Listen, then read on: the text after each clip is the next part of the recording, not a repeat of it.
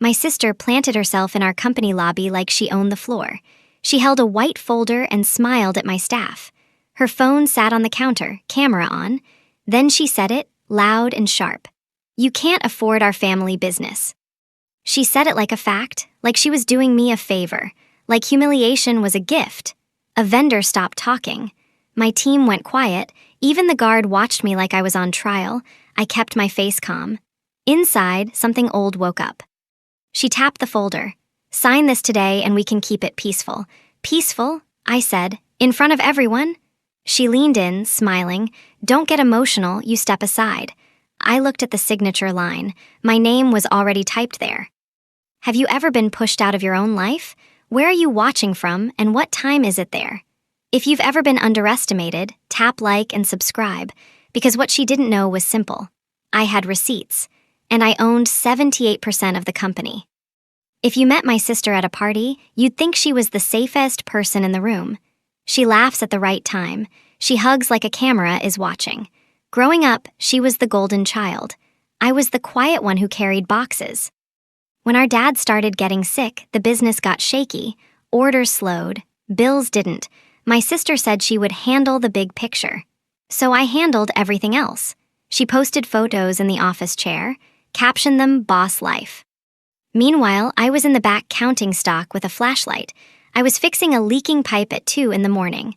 I was calling suppliers to beg for 2 more weeks. Dad taught me the parts nobody posts online: cash flow, inventory. How one late payment can start a chain reaction. In the hospital, he grabbed my wrist and said, "Keep the company clean." "Clean?" I asked. "Paper clean," he said. "People get strange around ownership." I started saving proof without even thinking. Every invoice, every email. Every text that began with, "Just do me this one favor." My sister once asked why I keep screenshots. I told her I forget nothing. She rolled her eyes. She called me paranoid. Maybe, or maybe I was trained. After Dad passed, the shares were split in a way that surprised everyone. Most of it went to me, not because I was loved more, because I was the one who showed up when it hurt. We didn't announce it. We didn't wave it around. We just worked quietly every day. So when she called me broke in my own lobby, I knew one thing: this wasn't a misunderstanding. This was a play. And the question was simple. Why would someone so confident need my signature at all? She didn't come to me like a sister. She came like a lender. The folder wasn't a conversation. It was a trap with nice paper. "Just sign," she said. "It's temporary." "Temporary what?" I asked.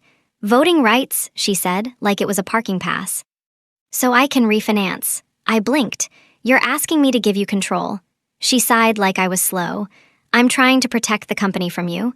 "From me?" I said. She pointed at my face. "Look at you, you're tense, you're unpredictable. Investors hate that." We didn't even have investors. We had customers and employees who needed their checks. Then she slid a second page forward, a buyout offer. It was a number that made my throat go dry, not because it was big, because it was small. "That's what you think my work is worth?" I asked. "It's fair," she said. "It's what you can afford." That word, afford, I pushed the folder back. "I'm not signing anything in a lobby." Her smile tightened. "Fine, we'll do it the official way." What official way? She lifted her phone and showed me a calendar invite. "Emergency board meeting, 9 a.m. tomorrow." "I already told the bank," she said, "and I already told the staff you're on leave." "On leave?" I repeated. She leaned close enough that I could smell her perfume. "You have 24 hours to be reasonable," she whispered. "Or I remove you and you can fight it later." How do you argue with someone who thinks the louder voice is the true one? You don't, you document. You wait and you move. By lunchtime, she made it real. My accounting login rejected me. My email password was incorrect. My badge still opened doors, but people stopped meeting my eyes. My phone buzzed with a company-wide message, a polished email with her signature at the bottom. Due to security concerns, access is being reviewed. Security concerns, like I was a thief. I called the bank. A receptionist answered, polite and stiff. "I'm calling about our operating account," I said. "Are you an authorized signer?" she asked. "I've been the signer for years." There was a pause. "That information has changed. I can't discuss it." Then the line went dead. I could feel my stomach drop. I stood in the parking lot, staring at my own building.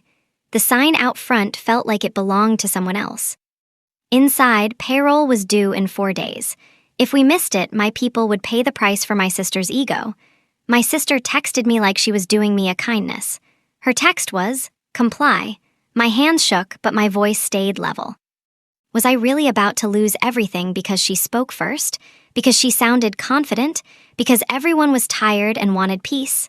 For a minute, the old family pattern tried to return. Be quiet. Let her win. Clean up later. Then I remembered Dad's words. Paper clean. I went looking for the paper. Because in that moment, I truly thought I'd lost. I drove to the one place my sister never liked visiting, our accountant's office. No fancy lobby, no ring light, just filing cabinets and coffee that tasted like truth.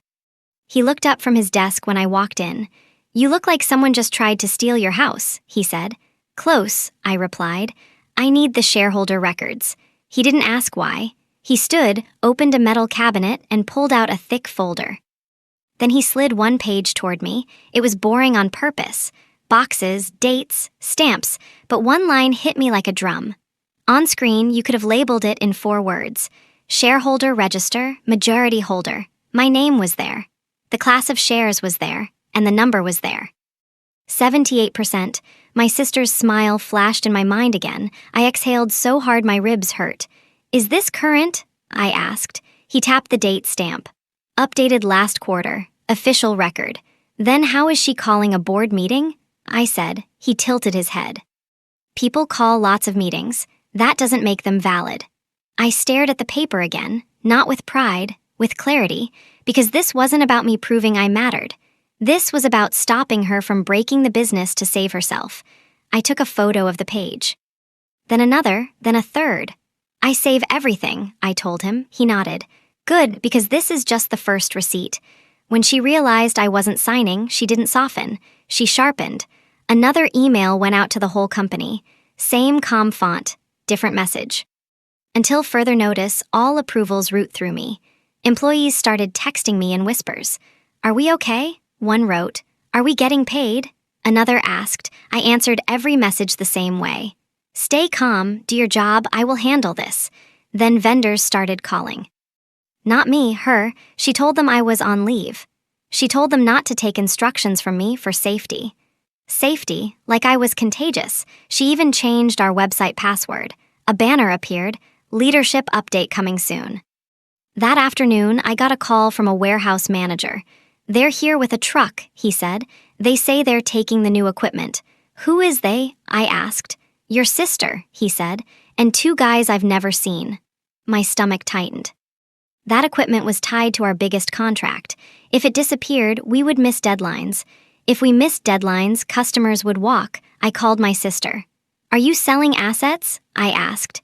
"It's called restructuring," she said. "Try to keep up." "Payroll is in 4 days," I said. "Don't touch the operating account." She laughed, small and sharp. "You don't get to give orders anymore." "What are you doing, Maya?" "I'm saving us," she said. "From you." Then she said the quiet part out loud. "The bank meets me at 9 tomorrow." After that, you're done? 9 a.m., a deadline with teeth. And I knew something else too. If she was moving this fast, she wasn't confident. She was desperate. That night, I got the document she kept waving like a shield. A share transfer. It said I signed away my voting rights. It said I did it willingly. It had my name printed twice and a notary stamp at the bottom. My sister texted me a photo of it like a trophy. "Too late," she wrote. I stared at the signature line. The letters looked like mine if mine were trying too hard. "That's not my signature," I said when I called her. "It was notarized," she snapped. "Stop lying." Notarized, a word people use like it's magic, so I asked for one thing, the notary journal. In my experience, paper has a twin. If there's a stamp, there's a log. If there's a log, there's a trail. Our accountant made a few calls. By midnight, a copy hit my inbox. And there it was, no appointment, no ID, no record of me being present. The line for signer was blank. Our accountant leaned closer. "If you didn't appear, that stamp is poison," he said. "And banks hate poison." Then I pulled up my calendar for that date. A video call, logged and recorded, across town. I was on camera the whole time. Receipt in one sentence. I wasn't there. I backed it up. This wasn't family drama anymore. This was a forged document with a fake story taped to it, and now I had the second receipt. Once I had proof she forged paper, I asked the next question. Why? People don't risk everything for fun. They risk everything when they're cornered. The answer came from a plain envelope sent to the office. No logo, no kindness. It was a past due notice from a private lender. Her name was on it, not the company's. Balance due $412,000. Due date tomorrow. Her feeds showed trips and designer bags. I never asked how she paid. Now I had the answer. Tomorrow, the same day as her bank meeting. I could almost hear the math in her head. If she got control, she could borrow against the business. If she borrowed against the business, she could pay her lender. If she paid her lender, she could keep her image. The golden child can't be seen struggling. She can't be seen failing. So she turned the company into a mask. I called her. Why didn't you just tell me? I asked. She went quiet. Then she tried anger. You always think you're better, she said. I think you are scared, I replied. I'm saving our legacy, she snapped.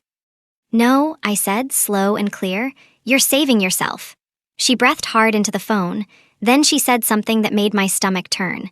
If I go down, we go down, she whispered. That was the motive, not love, leverage, and now I knew exactly what to do. I stopped trying to win in the lobby, and I started preparing to win in the room that mattered. By sunrise, I had a corporate attorney on the phone, not to get revenge. To protect the company. Do you have ownership proof? She asked. I have a register, I said, and I have a forged transfer. Good, she replied. Then we move fast. I hired a forensic accountant too, someone who reads numbers like footprints. My lawyer said, print 3 copies. One for the bank, one for the record, one for you right now. We drafted an emergency shareholder meeting notice. Formal, simple, no yelling. We also drafted an urgent request to pause any unauthorized transactions. In plain language, don't move assets, don't touch payroll, don't change signatures. Then I did the one thing my sister never did. I thought about the employees first. I arranged a short-term payroll bridge from a separate account I controlled. Not because I had to, because I refused to punish innocent people for family chaos. I sent a message to my managers. Show up, stay focused, do not argue with anyone, keep notes. One of them replied, Are you okay? I stared at that question for a long moment, then I typed the only honest answer. I'm calm, I wrote. I'm just done being quiet. At 8:45, I walked toward the meeting, folder in hand, not as a victim, as the majority owner. My sister arrived like it was her victory parade, heels clicking, folder in hand, smile ready. Thank you for coming, she said. This is difficult but necessary. My lawyer stood beside me, calm as stone. We'll keep this simple, my lawyer said. We are here to confirm lawful control. My sister laughed. Lawful, he's confused. First, ownership, my lawyer said. The projector lit up. The screen flashed, share ledger, 78%. That can't be right, she said. It is the official register, my lawyer replied, dated and certified. My sister snapped her folder open. Then explain this. She held up the transfer paper. My lawyer nodded once. Glad you brought it. She clicked again. The screen flashed, notary journal, no appearance. Blank signer field, no ID, no appointment. You forged it, I said, steady. She shook her head too fast. You're lying. My forensic accountant slid another page forward. This is a bank trace, he said. The screen flashed, wire out, personal lender. Company money moved, personal debt got paid, dates matched her deadline. The room went quiet, not awkward quiet, truth quiet. My sister tried to turn it into emotion. You'll choose him over family? She asked. I answered without raising my voice. I'm choosing the employees, I said. And the truth, my lawyer read the motion, remove my sister as acting officer, restore authorized signers, pause asset sales pending review. The vote happened fast. Pens moved. Paper spoke. My lawyer looked up. Motion passes, effective immediately. Then my lawyer slid one last page across the table. Notice to preserve records, she said. The screen flashed. Preservation notice served. My sister's fingers shook as she read it. She had 24 hours to return company cards, devices, and passwords. No more security concerns. No more trucks. No more fake meetings. My sister leaned close and hissed, "You'll regret this." I met her eyes. "This isn't revenge," I said. "It's a boundary." Outside the room, my lawyer called the bank and read the minutes. The tone changed in real time. "Yes," the banker said, "we see the register. Access will be corrected today." The trap she built snapped shut, on her. After the meeting, I didn't celebrate. I went straight to payroll. I sat with our finance lead and said, "No drama, just numbers." When the deposits cleared, my shoulders dropped for the first time in days. Then I called a staff meeting, not to gossip, not to point fingers, to reassure people. "You have jobs," I told them. "You will be paid. The work matters more than the noise." Somebody asked the question everyone was holding. "Is the company safe?" I answered with the truth I could prove.